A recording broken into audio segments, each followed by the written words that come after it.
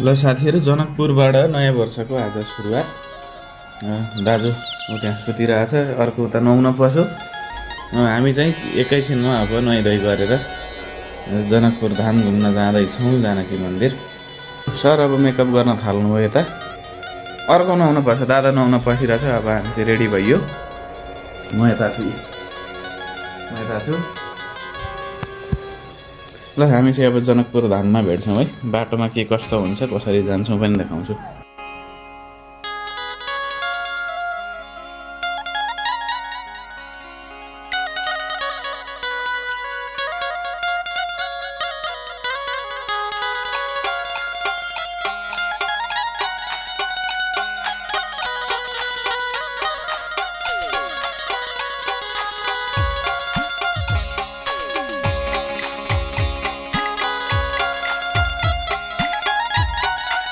हामी बसेको ठाउँबाट लगभग 10 मिनट पछाडि चाहिँ हामी मन्दिरको प्रवेशद्वारमा पुगेका छौँ।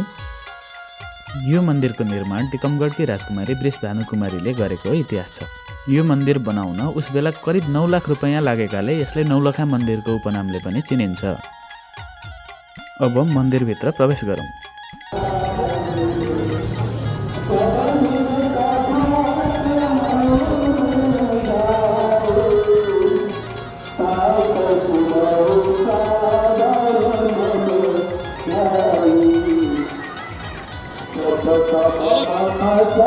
मुख्य दर्शन गर्ने ठाउँमा चाहिँ मोबाइल क्यामेराबाट भिडियो गर्न नमिल्ने भएकोले हामीले भिडियो गर्न चाहिँ पाएनौँ।